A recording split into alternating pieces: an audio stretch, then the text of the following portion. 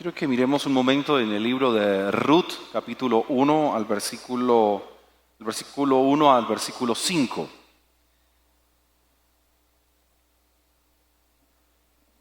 Ha sido un texto que he estado meditando estos días, y aunque no era propiamente para predicarlo,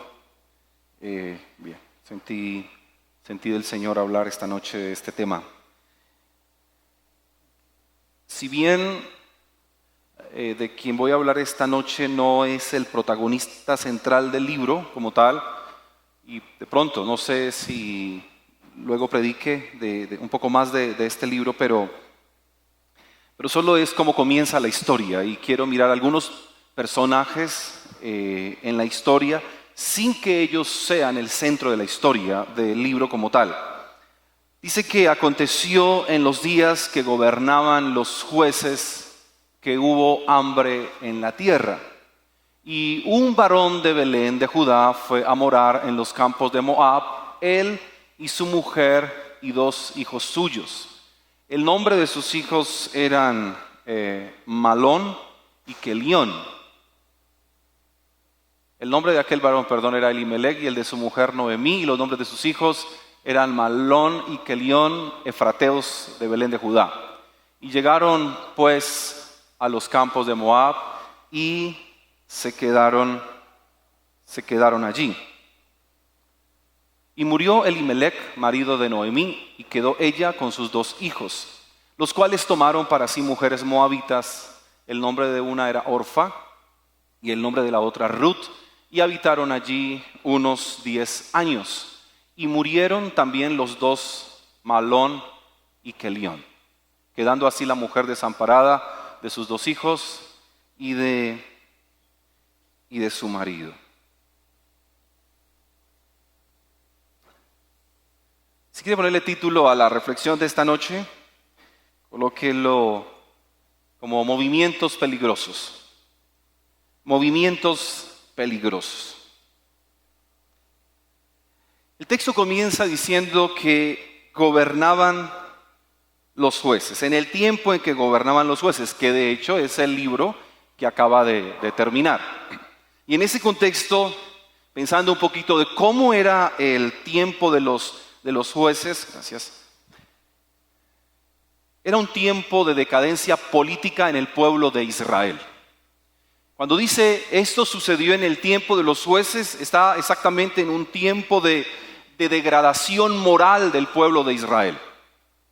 En el tiempo de los jueces es donde hay una degeneración espiritual. De hecho, creo que hace unos quizás 3 años estuvimos estudiando todo el libro de Jueces en una serie que hicimos los días domingos. Y recordaba que fue exactamente el tiempo de los jueces, un tiempo oscuro, demasiado oscuro para el pueblo de Israel, a nivel político, a nivel moral, a nivel espiritual. El tiempo de los jueces es un tiempo de apostasía en el pueblo de Israel, apostasía religiosa. El tiempo de los jueces es el tiempo, como termina el libro, diciendo, el tiempo de los jueces fue un tiempo donde cada uno hacía lo que bien le parecía. Así termina. Si usted tiene su Biblia y usted le da una pasadita a la hoja y mira cómo termina el libro de Jueces, el último versículo va a decir eso. Y en estos días no había rey en Israel y cada uno hacía lo que bien le parecía. Ahora, después de hablarnos un poquito de lo que es el contexto del tiempo de los jueces, entonces dice que hubo hambre en la tierra de Judá, en la tierra de Israel.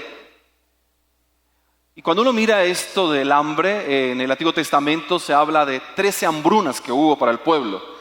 Y particularmente esas 13 hambrunas fueron en el tiempo de los jueces.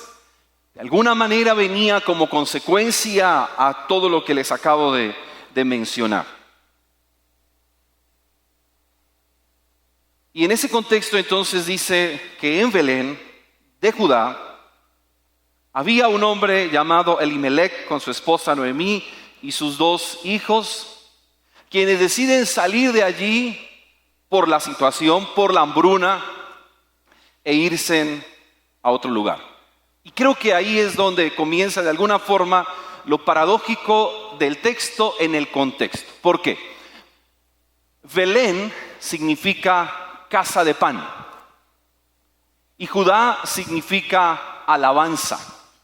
Así que lo paradójico es que haya hambruna en la casa de pan, ¿cierto? Que haya hambre en la casa de pan, que haya una decadencia política y una degeneración espiritual en el lugar de la alabanza. Ahora, solo pensemos por un momento. Vivir en Belén de Judá, podríamos nosotros decir, ese era un excelente vividero, porque era la casa del pan y el nombre del lugar, de hecho, diría cómo era la condición del lugar. Así que era un lugar de alabanza y un lugar donde abundaría el pan. Pero nos van a decir que en la casa del pan ahora hay hambruna, que escaseó el pan. Y escasea exactamente por esa época oscura y esa apostasía religiosa que había en el pueblo. Sin embargo, Dios les ha dado a ellos promesas y es muy posible, obviamente, que Elimelech conoció a algunos de los jueces. Y seguramente puede que no haya sido la única hambruna que él haya vivido, es posible que vivió otra, por lo menos se las han contado. Pudo vivirla quizás cuando era niño, cuando era joven, en esa misma ciudad. Y ha visto cómo Dios ha restaurado cuando el pueblo ha vuelto su corazón al Señor. Así que cuando estudiamos jueces nos dimos cuenta que el pueblo tenía un juez, este juez se apartaba de Dios, el pueblo entraba en decadencia. Y luego ese mismo juez o el que venía después tenía una actitud diferente y buscaban al Señor y entonces eran restaurados y volvían a tener pan en la casa del pan. Volvían después de alguna manera ser tomados prisioneros, algunos podían volver y estar en libertad. Volvían y tenían posesión de sus tierras. Pero en algún momento este hombre Elimelech, por las circunstancias, toma una decisión, que es a lo que llamaría yo un movimiento peligroso. Las circunstancias lo motivaron. Otra vez porque quizás ya sabe que es la hambruna, porque no quiere ver a sus hijos sufrir y particular, sus hijos Malón y Kelión, sus significados son bien particulares. Malón y Kelión, Malón significa enfermo y Kelión significa enclenque. Y esos nombres de esos muchachos, de alguna manera, hablan de la vida de ellos. Y es muy posible que estos dos hombres, uno de ellos era demasiado enfermo y el otro era un enclenque. ¿Ya? Quizás pienso yo que esa es una de las razones por las cuales Elimelech decide ir a buscar alimento a otro lugar. Porque sus hijos son muy enfermos, de hecho mueren muy jóvenes, lo que obviamente podría mirarse como sí, eran muy enfermos. Y él viendo a sus hijos y pensando en el destino de sus hijos y pensando en el futuro de sus muchachos, entonces decide irse a otro lugar. Dejar la casa del pan porque paradójicamente no hay pan. Irse de la casa de la alabanza porque seguramente no hay una alabanza genuina o una alabanza legítima, pero el texto dice que se va a la tierra de Moab. Y la tierra de Moab, de hecho, era un pueblo despreciado por el pueblo de Israel y de hecho también era un pueblo enemigo de Israel. Y Moab significa vasija para lavarme. Vasija para limpiarme, vasija en la cual hay agua para hacerme aseo personal. Y estos nombres de alguna manera en el contexto nos van a decir que Elimelech decidió hacer un cambio de lugar, pero un cambio inferior. Ahora, volvemos al punto de pensar, pero es que no había pan. Sí, pero es que están en la casa del pan. Pero es que no había pan, pero es que es el lugar donde Dios los había establecido y donde Dios les había dado una palabra, donde Dios los había puesto, donde Dios los había guiado. Pero de alguna manera vieron en Moab la esperanza para ellos. Quizás Elimelec pensó que no volvería a haber pan en la casa del pan. Quizás Elimelec dejó de confiar. Quizás Elimelec no buscó consejo. Quizás Elimelec no oró al Señor para pedirle que le guiara. El asunto es que el texto nos va a decir que Elimelec tomó una mala decisión. Nos va a decir que Elimelec hizo un movimiento peligroso porque vio las circunstancias, porque seguramente pensó en la familia, porque pensó que era un asunto de defender la familia o de proteger la familia, de estar cuidando a su familia, pero terminó haciendo un movimiento que el Espíritu Santo no le estaba guiando a que lo hiciera, porque en esa casa, si bien había faltado pan, seguramente volvería a haber pan. Porque no había cambiado el propósito de Dios para ellos, porque el plan no había cambiado, lo que Dios había dicho que iba a hacer, pues Dios lo iba a hacer.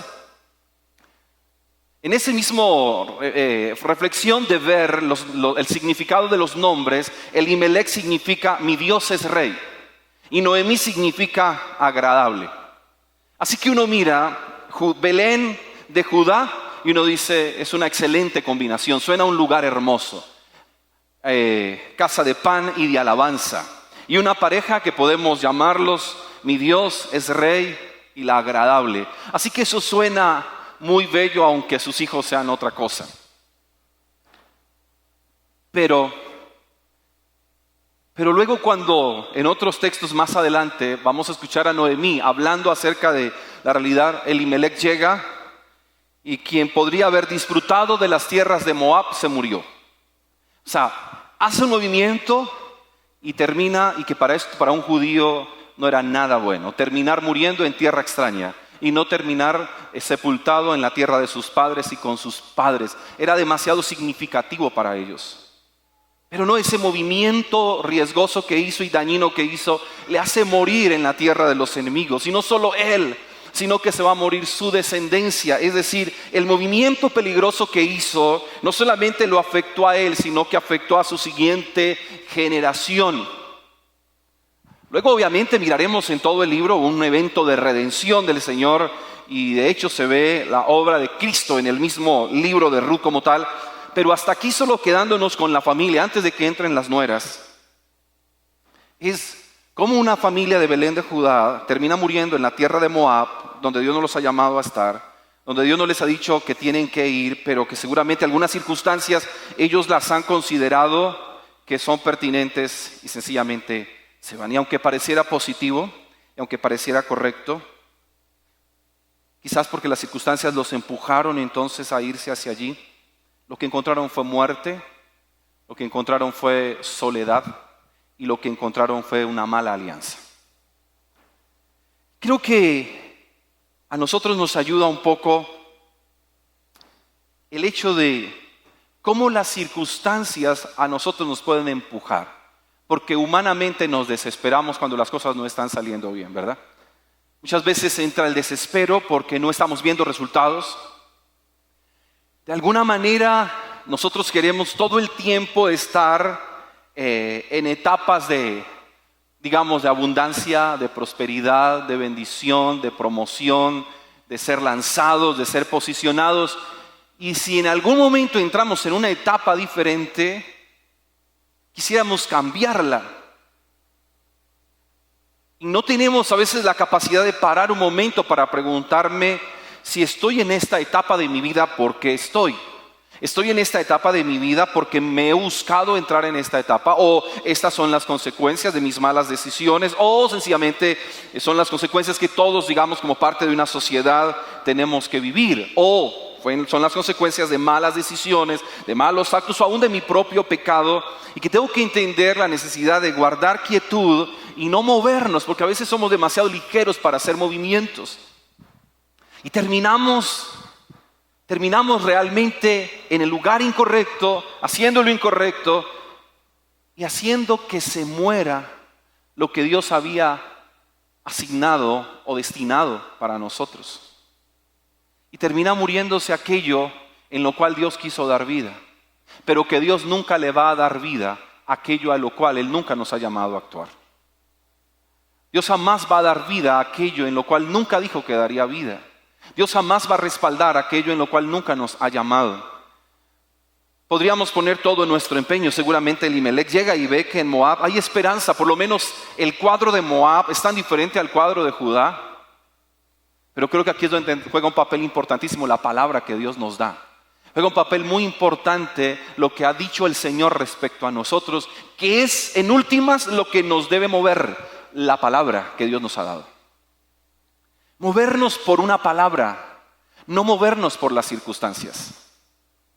No movernos por los vientos contrarios, no movernos por la adversidad, no movernos porque el panorama es oscuro, porque se vería oscuro para él y para todos, pero Dios le había dado una promesa al pueblo de Israel y esa promesa se cumpliría. Y él, este hombre, el cual en su nombre proclama mi Dios es rey, se le olvidó que Dios era su rey. Y quizás siempre que alguien diría Elimelech, él recordaría mi Dios es rey, pero terminó no viviendo bajo el reinado de su Dios, sino que terminó tomando sus propias decisiones. Noemí se vincula demasiado. Esta es una conjetura personal, porque no tengo un apoyo teológico para decirlo, pero solo como conjetura personal. Puede que me equivoque. Pero cuando leo a Noemí en el capítulo 1, que en 3 ocasiones ella va a hablar, la mano del Señor ha salido contra mí, dice ella. Y también va a decir, Dios me ha puesto en una profunda amargura. Dios me ha puesto en una profunda aflicción. Solo pienso si ella tuvo mucho que ver en la decisión. Solo pensé, ¿será que ella incitó mucho a Elimelech que se fuera? ¿Será que fue ella? Porque no habla en plural, no dice, Dios nos puso en amargura, le quitó la vida a mi esposo, luego a mis hijos, y ahora aquí me quedé sola. No, ella habla muy a título personal, la mano del Señor salió contra mí. El Señor me ha puesto en amargura, porque Noemí significa agradable o placentera. Y cuando ella vuelve de nuevo, porque tienen que regresarse en un momento determinado, y la ven y se asombran y dicen, ¿qué hace Noemí aquí? Es ella, mira cómo viene, perdió toda la herencia. Y de repente cuando le dicen Noemí, ella dice, no me llamen Noemí porque yo no soy ni agradable ni placentera, llámenme Mara. Llámenme Mara porque en gran amargura me ha puesto el Señor. Vuelvo y digo, es mi conjetura al reflexionar en el texto y pensar si ella lo habla de forma tan personal. No sé si ella entiende, esto también es mi culpa. No sé si ella de alguna manera reflexiona y dice, impulsé a mi marido a que lo hiciera. No fui sabia. Conjetura nada más con la que me quedo. Se las comparto, pero no es doctrina. Aclaro. Pero solo quiero que nos quedemos con el hecho de no permitamos que las malas circunstancias nos empujen a tomar malas decisiones. No puede ser una motivación nuestra que las cosas no estén marchando siempre bien, porque aquí lo importante es encontrarnos haciendo la voluntad del Señor. Siempre lo importante es encontrarnos nosotros haciendo lo que Dios nos llamó a hacer. Ayer leía una frase, voy a tratar de parafrasearla si no la olvido, y no se trata en la vida de andar buscando el reconocimiento y el aplauso de los demás, sino de encontrarnos siendo fieles en el lugar en el cual Dios nos ha puesto.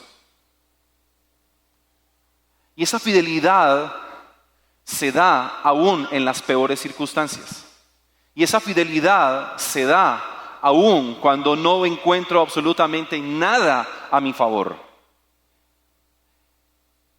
Y esa fidelidad y ese permanecer, ese perseverar, ese persistir, es en medio de lo que aún me puede incomodar, aún aquello que me pueda fastidiar.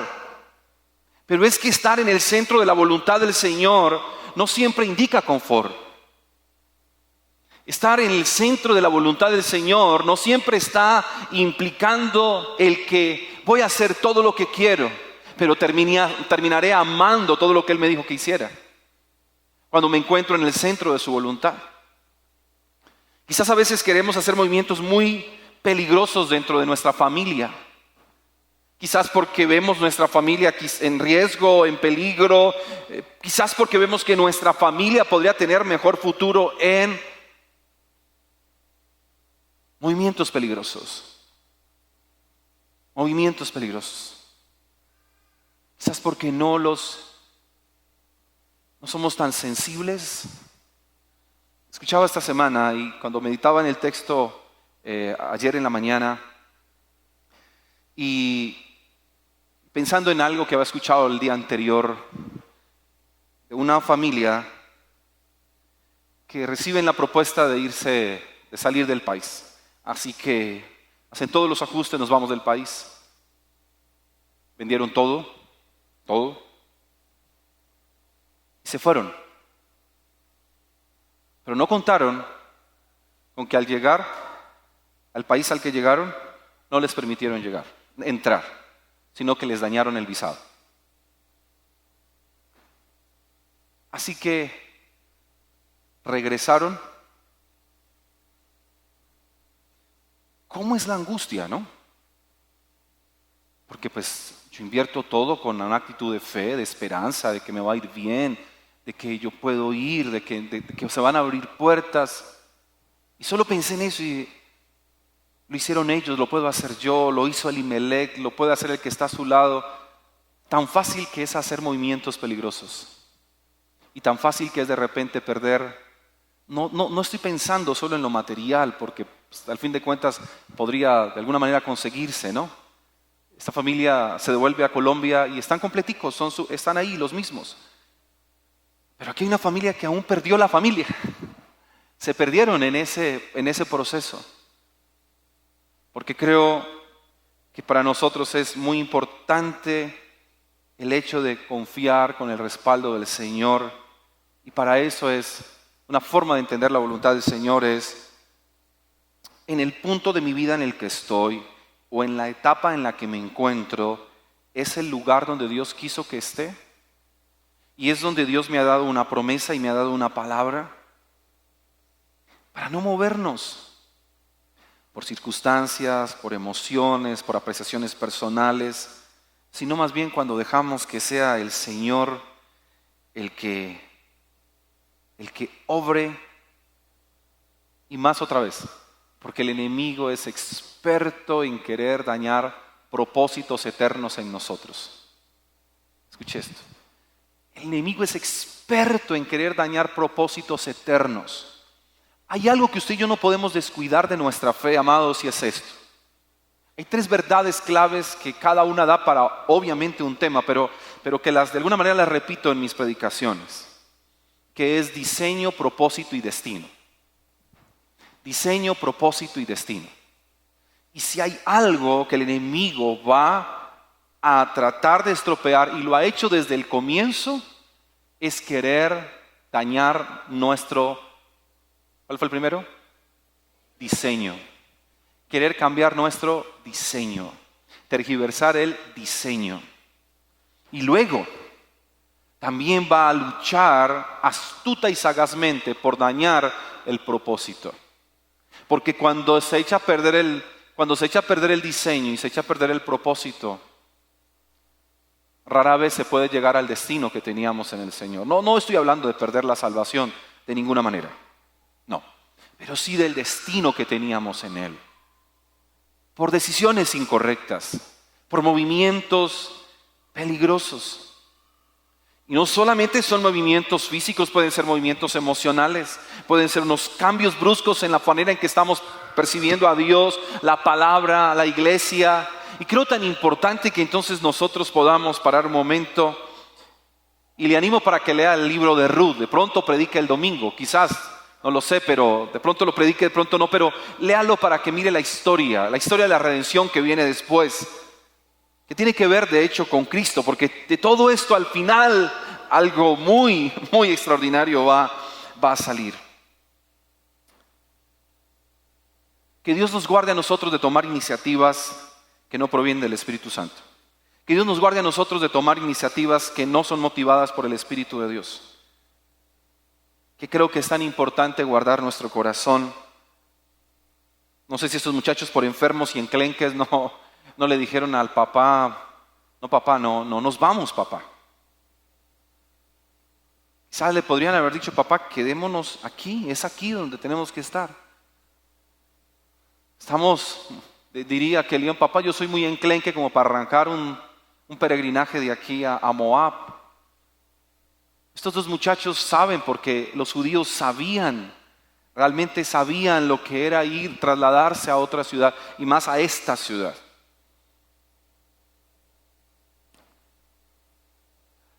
Quiero ser honesto que luché mucho y hoy después del mediodía mi esposo me preguntó y me dijo, ¿tiene la predicación de esta noche? Y le dije, tengo un salmo, pero no me siento cómodo.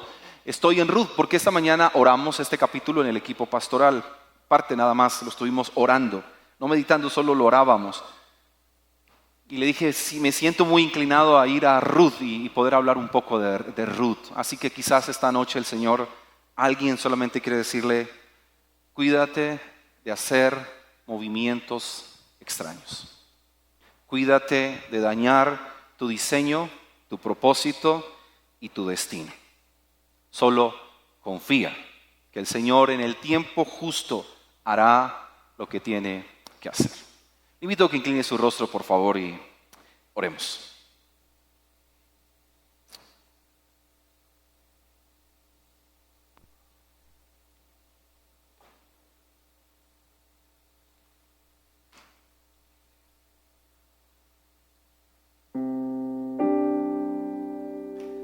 Ellos vivieron en un tiempo brutal.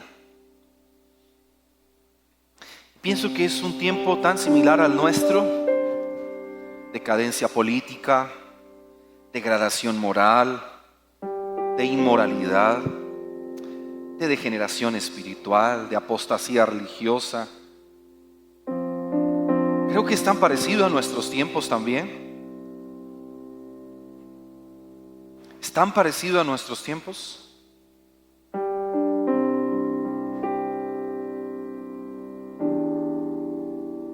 Quizás alguna circunstancia como la hambruna del momento en el Imelec, seguro tendremos alguna también que nos esté empujando.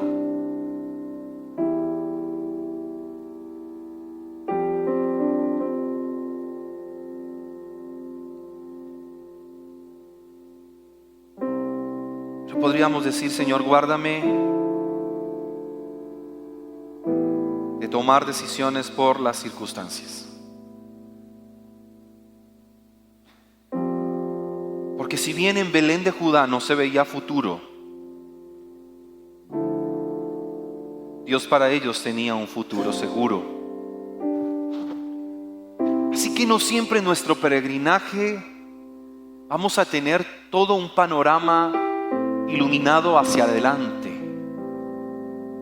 Pero ese es el peregrinaje de la fe, que quizás el Señor nos alumbra unos, quizás 2, 3 pasos al frente y nada más, y que cuando los demos, entonces la luz se correrá un poco más y así lentamente iremos caminando, y la palabra misma vendrá a ser esa luz para nuestro diario vivir. Quizás quisiéramos ver toda la avenida iluminada delante de nosotros. Quizás quisiéramos encontrar toda una señalización y una indicación de cuáles son los pasos a seguir y en qué kilometraje los iré encontrando, pero no siempre es así.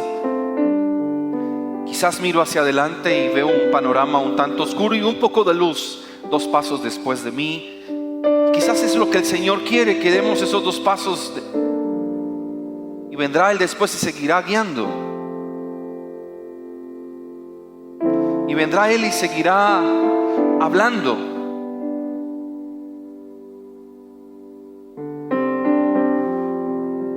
Nos guarde el Señor con salir a morar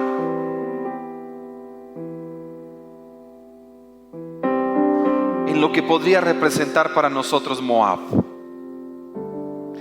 Ellos se fueron a Moab porque creyeron que era tierra de bendición. Terminó siendo tierra de soledad, de muerte. No era el propósito del Señor. No era el plan. Siempre se registrará el movimiento del Imelec como un movimiento de desconfianza. Un movimiento a través del cual Deja de darle honor a su propio nombre. Ya Dios no fue su rey.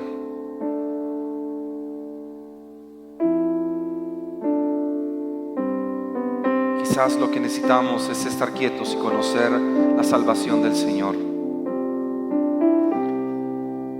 Sí, cuántas veces nosotros nos quisiéramos mover, salir, correr, dejar, abandonar, soltar, delegar, entregar. Y eso le traería tanta paz a nuestra alma, pero sería catastrófico a nuestro diseño, propósito y destino.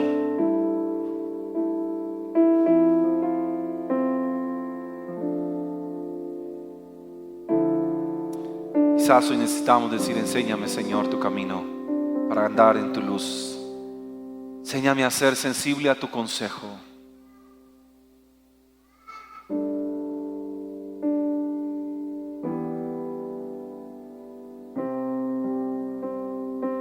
Enséñanos a tener un profundo temor reverente, que quizás por correr tras lo más terminemos en lo menos, y quizás por correr hacia lo que vemos que se multiplica nosotros terminemos restando.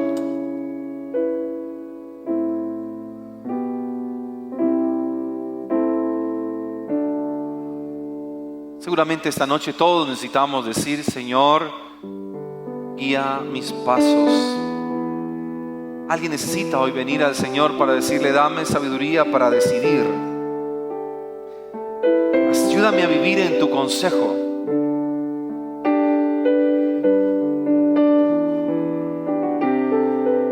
Ayúdame a encontrarme en tu voluntad y no en la mía.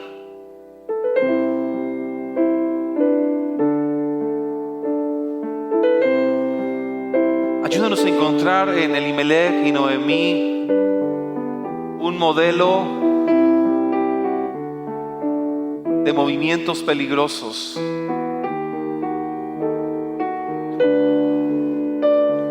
para saber detener nuestros pasos, frenar nuestra lengua, aquietar nuestra mente y rendir nuestro corazón delante de ti. De tal forma que movernos en tu voluntad nos lleve a ser lo que tu palabra dice que podemos ser y el propósito en el que podemos vivir. Ser como la luz de la aurora que va de aumento en aumento. Florecer y dar fruto donde nos has plantado. Guarda nuestro corazón, por favor. Guarda nuestro corazón, lo pedimos en Cristo Jesús. Guarda nuestro corazón. Danos un corazón postrado a ti y enséñanos a vivir para ti.